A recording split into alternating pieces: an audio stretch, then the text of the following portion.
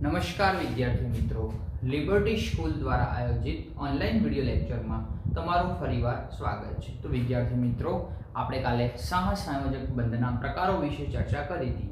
એની અંદર આપણે ધ્રુવીય સહસંયોજક બંધ, અધ્રુવીય સહસંયોજક બંધ અને સંવર્ગ સહસંયોજક બંધની ચર્ચા કરી હતી। થોડીક પ્રાથમિક માહિતી મેળવી લઈએ કે ધ્રુવીય એટલે શું, તો કે કોઈ એક વિદ્યુત ધનમય તત્વ હોય, બીજું એક વિદ્યુત ઋણમય તત્વ હોય, બંને એક ઇલેક્ટ્રોનની ભાગીદારી કરીને બંધ બનાવે છે, એને આપણે શું કહીશું? ધ્રુવીય। ચલો, બીજું અધ્રુવીય, એની અંદર શું હતું કે બંને એક જ જેવા પરમાણુ હોય, દાખલા તરીકે H2, દાખલા તરીકે O2, દાખલા તરીકે N2।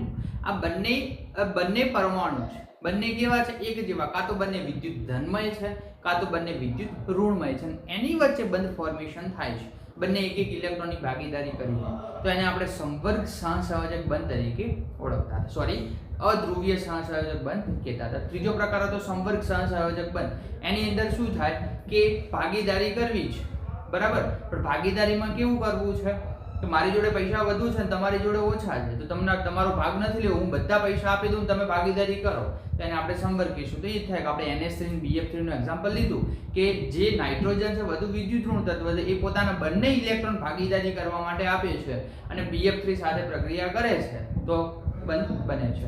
પછી આપણે એને તીર વડે દર્શાવીએ। તીર કઈ બાજુ હશે કે જે પરમાણુ ઇલેક્ટ્રોન યુગ્મનો સ્વીકાર કરતો હશે એની બાજુ તીર હોય છે, એની દિશા આપણે દર્શાવી હતી। એક બહુ મસ્ત બીજું એક્ઝામ્પલ લીધું NH4 વાળું, બરાબર, એમોનિયા છે કે H+ નો સ્વીકાર કરે છે, પણ H+ ને કહે છે હાઇડ્રોજન ને કે તારી જોડે ભાઈ ઇલેક્ટ્રોન રવા દે, નાઇટ્રોજન એવું કે હું મારો એક ઇલેક્ટ્રોન આપું છું, બે ઇલેક્ટ્રોન આપણે બે ભાગીદારી કરીએ અને NH4 સંયોજન બનાવતું। ક્લિયર? ચલો, આજે આપણો ક્વેશ્ચન એવો છે, લુઈસ બિંદુ રચના નક્કી કરવાના સોપાનો। તો તમે કઈ રીતે લુઈસ બિંદુ રચના નક્કી કરી શકો છો? એના પહેલા આપણે લુઈસ બિંદુ રચના નક્કી કરવા માટે મેઇન 3 પરિબળો આધાર રાખે છે। પહેલું પરિબળ છે અણુ અથવા આયનમાં રહેલા બંધની સંખ્યા। સોપાનો તો 5-6 ભણવાના છે, પણ ધ્યાન આપજો, અણુ અથવા આયનમાં રહેલા બંધની સંખ્યા।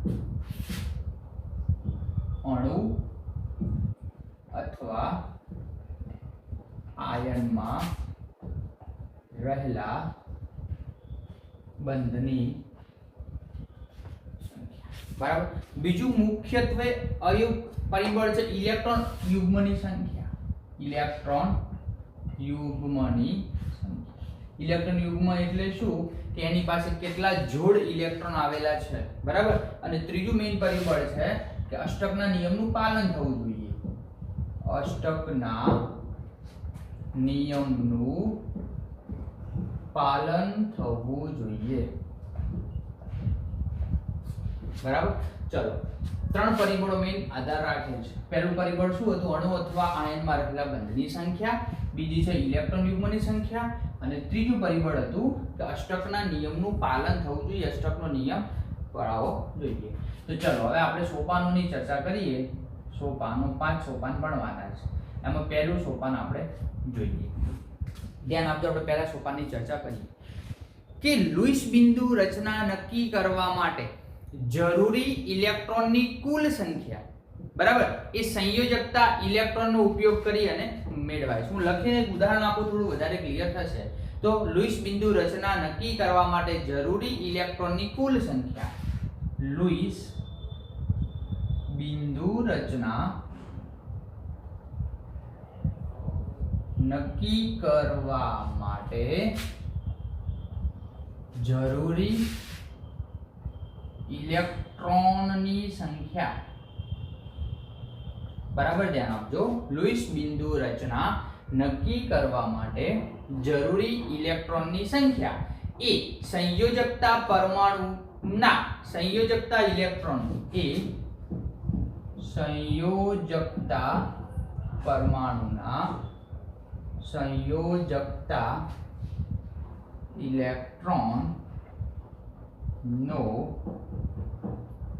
ઉપયોગ કરી મેળવાય છે। બહુ મસ્ત એક આપણે ઉદાહરણ લઈએ છીએ। દાખલા તરીકે આપણે એક ઉદાહરણ આપીશું કે થોડું વધારે ક્લિયર થશે। ચલો, CH4, બરાબર, આની મારે લુઈસ રચના દોરવી છે।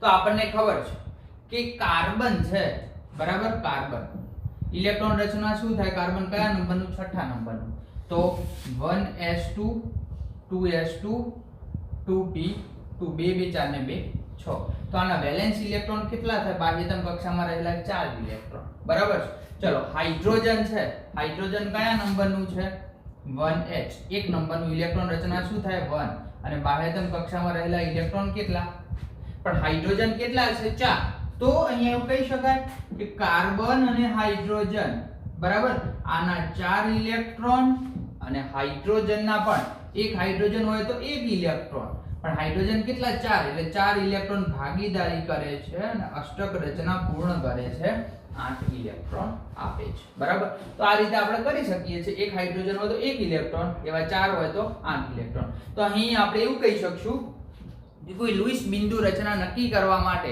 બરાબર શું કીધું લુઈસ બિંદુ રચના નક્કી કરવા માટે જરૂરી ઇલેક્ટ્રોનની સંખ્યા તો આપણે કેટલા ઇલેક્ટ્રોન જરૂરી છે અષ્ટક રચના પૂર્ણ કરવા માટે 8 તો 8 ઇલેક્ટ્રોન એ સંયોજકતા પરમાણુના સંયોજકતા ઇલેક્ટ્રોનનો ઉપયોગ કરી મેળવાય છે બીજો કોઈ પણ મોલેક્યુલ લઈ લો એને તમારે સંયોજકતા ઇલેક્ટ્રોનના પરમાણુ નક્કી કરવા પડે તો કાર્બનના કેટલા થાય 4 આના કેટલા થાય 1 પણ હાઇડ્રોજન તો ટોટલ 4 છે તો એક હાઇડ્રોજનનો એક સંયોજકતા ઇલેક્ટ્રોન 4 ના કેટલા 4 ભાગીદારી કરીને 8 ઇલેક્ટ્રોન ભાગીદારી કરશે અને અષ્ટક રચના પૂર્ણ કરશે બરાબર ચલો બીજું સોપાન એવું છે કે ઋણ આયન હોય કોઈ પણ ઋણ આયન એની અંદર ઋણ ભારનો અર્થ શું તો જેટલા ઋણ ભાર હોય એનો મતલબ કે એટલા ઇલેક્ટ્રોનનો ઉમેરો કરવાનો બરાબર સોપાન નંબર 2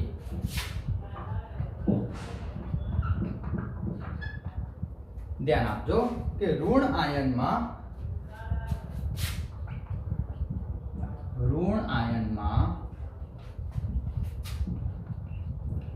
ઋણ ભારનો મતલબ એવો થાય કે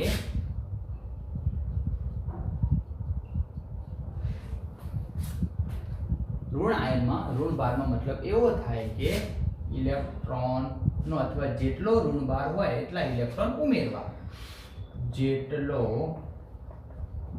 ઋણ ભાર હોય તેટલા ઇલેક્ટ્રોન ઉમેરવા તેટલા ઇલેક્ટ્રોન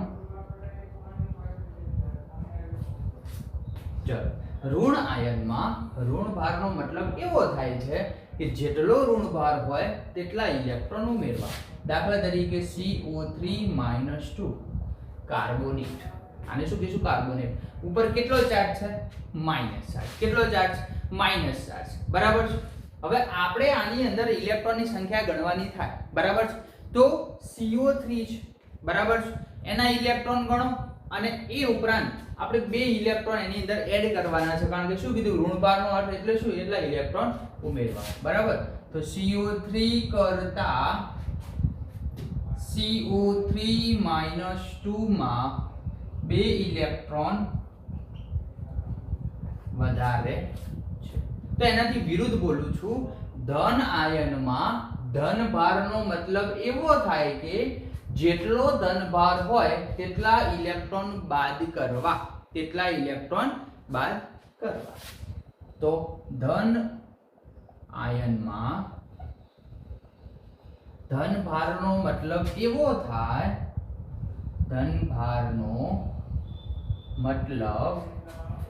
થાય કે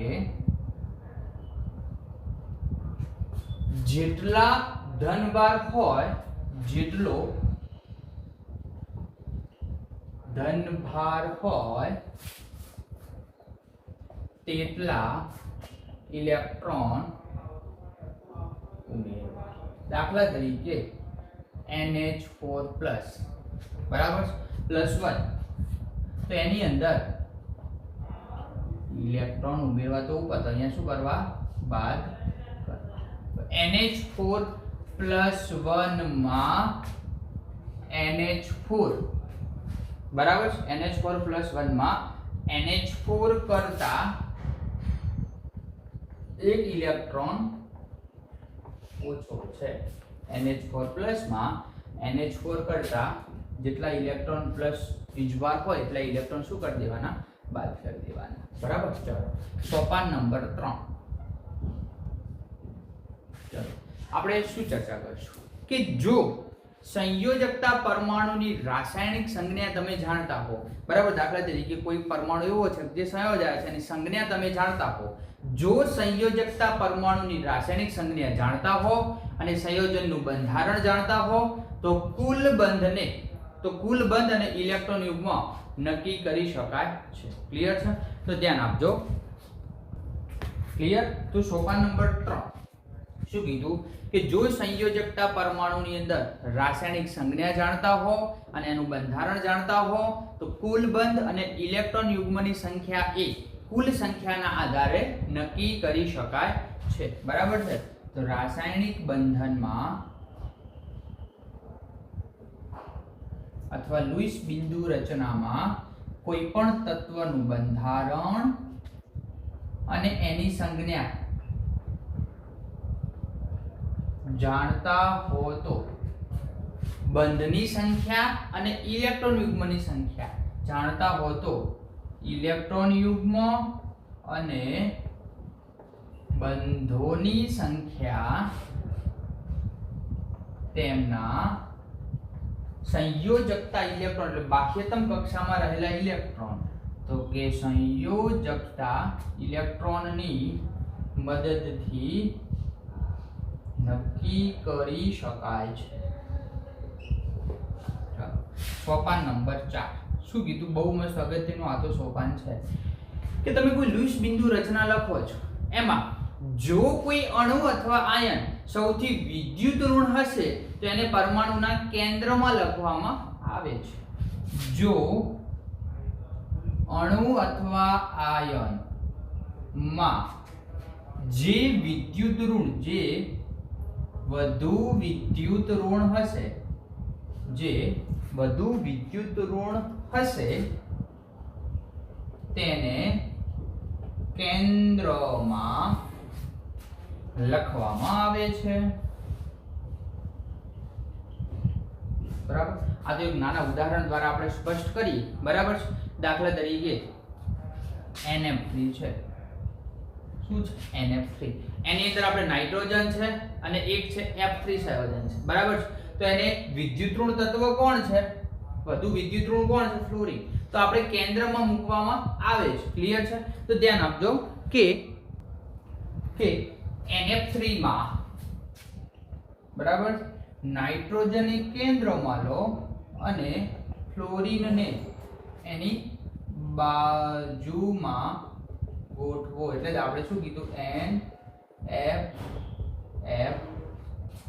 બરાબર? તો આ થોડુંક આપણે ચેન્જ કરવું કરી શકાય કે જો અણુ અથવા આયનમાં જે વધુ વિદ્યુત ઋણ તત્વ છે એને સાઈડમાં ગોઠવો. કારણ કે આપણે એ તો જાણીએ કે આવર્ત કોષ્ટકની અંદર ફ્લોરિન છે સૌથી વિદ્યુત ઋણ તત્વ છે, તો સૌથી વધુ વિદ્યુત ઋણ તત્વને સાઈડમાં મૂકો અને ઓછું વિદ્યુત ઋણ તત્વ છે અને આપણે કેન્દ્રમાં મૂકવામાં આવે છે બંને તત્વો પૈકી. અને સોપાન નંબર 5 અને છેલ્લું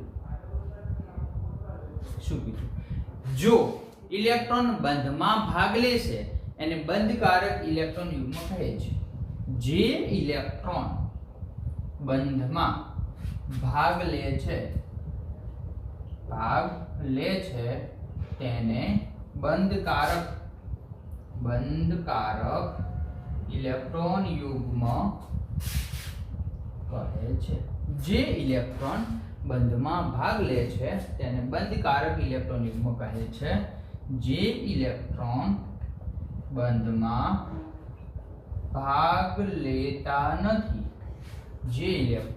બંધમાં ભાગ લેતા નથી તેને અબંધકારક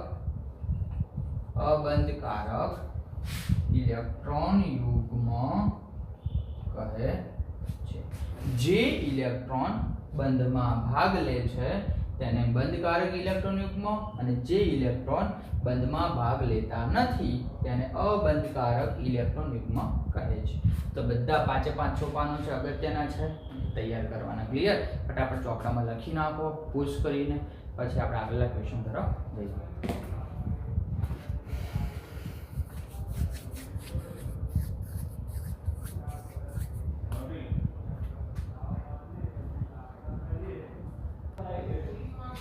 ચલો રેડી? તો આપણે આગળ જઈએ.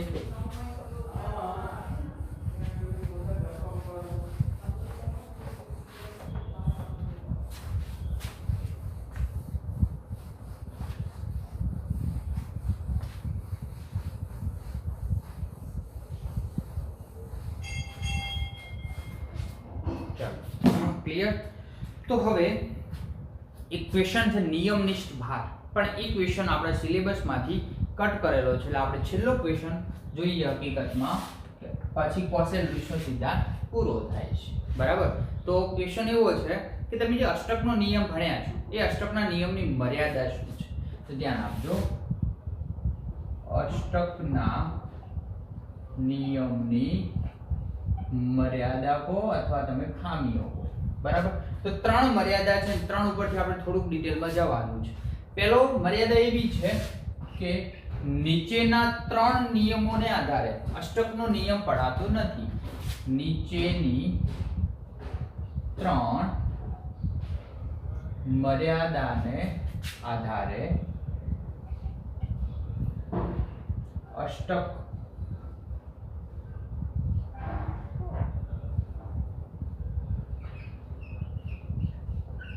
નો નિયમ પડાતો નથી. નીચેની ત્રણ મર્યાદાને આધારે અષ્ટકનો નિયમ પડાતો નથી. પહેલી મર્યાદા શું છે કે જે મધ્યસ્થ પરમાણુ હોય છે એ મધ્યસ્થ પરમાણુનું અપૂર્ણ અષ્ટક. મધ્યસ્થ પરમાણુનું અપૂર્ણ અષ્ટક. બરાબર છે. બીજી મર્યાદા એવી છે કે એકાંકી ઇલેક્ટ્રોન અણુઓ. બરાબર છે. એકાંકી ઇલેક્ટ્રોન અણુ. અને ત્રીજી મર્યાદા એવી છે કે વિસ્તરિત અષ્ટક. વિસ્તરિત અષ્ટક. ચલો આપણે સ્ટેપ બાય સ્ટેપ એક સમજીએ. મધ્યસ્થ પરમાણુનું અપૂર્ણ અષ્ટક. મધ્યસ્થ પરમાણુનું અપૂર્ણ અષ્ટક. ચલો ધ્યાન. એની અંદર આપણે ચર્ચા શાની કરીશું કે જો તત્વના સંયોજકતા ઇલેક્ટ્રોન 4 કરતા ઓછા હોય તો તેના મધ્યસ્થ પરમાણુની આસપાસ ઇલેક્ટ્રોનની સંખ્યા કેટલી થશે? જો તત્વના સંયોજકતા ઇલેક્ટ્રોનની સંખ્યા 4 કરતા ઓછી હશે તો તેની આસપાસ કુલ પરમાણુની સંખ્યા અથવા તેની આસપાસ આવેલા, બરાબર, તેની આસપાસ કુલ ઇલેક્ટ્રોનની સંખ્યા કેટલી હશે? 8 કરતા કેવી હશે? ઓછી હશે. એક ઉદાહરણ આપું એટલે થોડું વધારે ક્લિયર થાય. બરાબર છે. તો આમાં અષ્ટકનો નિયમ પડાતો નથી. અષ્ટકનો નિયમ પડાતો. ચલો ધ્યાન આપજો. હું એક્ઝામ્પલ લઉં છું LiCl. શું? LiCl. બરાબર છે. તો આપણે ઇલેક્ટ્રોન રચનાની ચર્ચા કરીએ તો Li લિથિયમ કયા નંબરનું છે? હાઇડ્રોજન, હિલિયમ, લિથિયમ 3 નંબરનું. ઇલેક્ટ્રોન રચના 1s2 2s1. બાહ્યતમ કક્ષામાં કેટલા ઇલેક્ટ્રોન? 1 ઇલેક્ટ્રોન. ક્લોરીન કયા નંબરનું છે? 17મા નંબરનું. બરાબર. તો ઇલેક્ટ્રોન રચના નિયોન એટલે 10 3s1 અથવા 3s2 10 ને 2 12 12 ને 5 17. બરાબર. તો ધ્યાન આપજો. બરાબર. 5 ને 2 7. ટોટલ ઇલેક્ટ્રોન કેટલા થાય? 7. તો આની અંદર આપણે લુઈસ બિંદુ રચના લખીએ તો Li અને Cl. ચલો હું ઉપર લખું એટલે થોડું વધારે ક્લિયર થાય. LiCl માં Li ઉપર કેટલા ઇલેક્ટ્રોન છે? 1. Cl ની આજુબાજુ કેટલા કીધા આપણે? 7. તો 1 2 3 4 5 6 અને 1 7. તો ક્લોરીનનું અષ્ટક પૂર્ણ થાય છે, પણ લિથિયમ પાસે કેટલા પરમાણુ છે? 2 છે. એક પોતાનો અને એક ક્લોરીને આપેલો છે. તો એની અંદર અષ્ટક રચના પૂર્ણ થતી નથી, માટે અષ્ટકનો નિયમ પડાતો નથી. તો આવા ઉદાહરણ બીજા કયા હોય? તો દાખલા તરીકે H2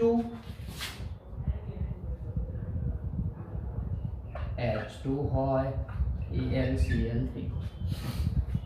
બરાબર AlCl3 નો મોલેક્યુલ છે એની અંદર પણ અષ્ટકનો નિયમ પડાતો નથી, ચાહે BCl3 હોય ચાહે BeCl2 હોય, બરાબર આ બધા એના અન્ય ઉદાહરણ છે. કયા અન્ય ઉદાહરણ છે? બરાબર કોના ઉદાહરણ છે? તો કે આના. બરાબર પછી આપણે બીજી મર્યાદા શું હતી? તો કે એકાંકી ઇલેક્ટ્રોન અણુઓ. શું? એકાંકી ઇલેક્ટ્રોન.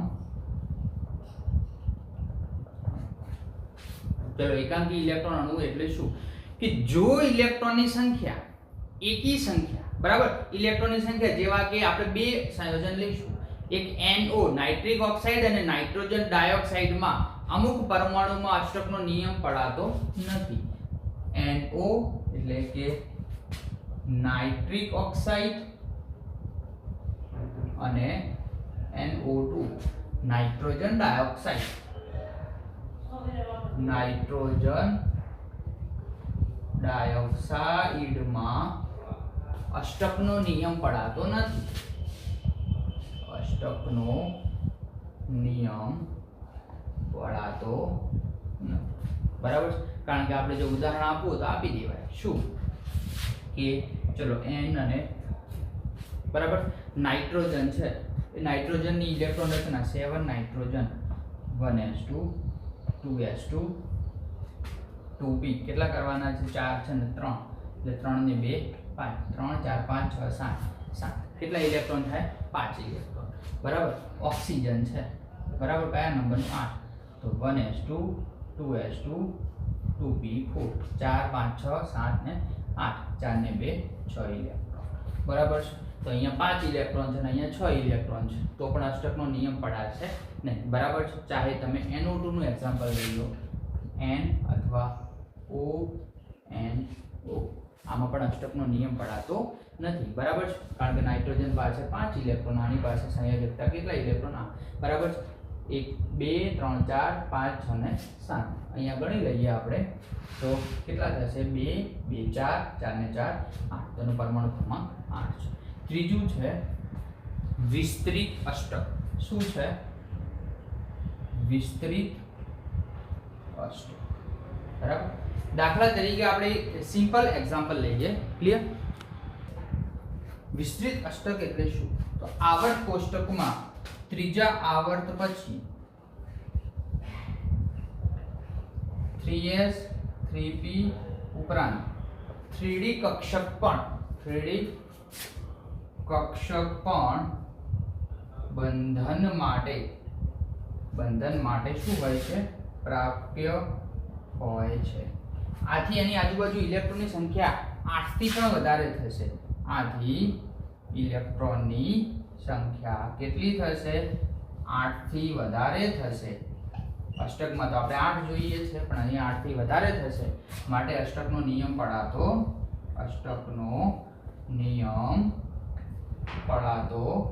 નથી.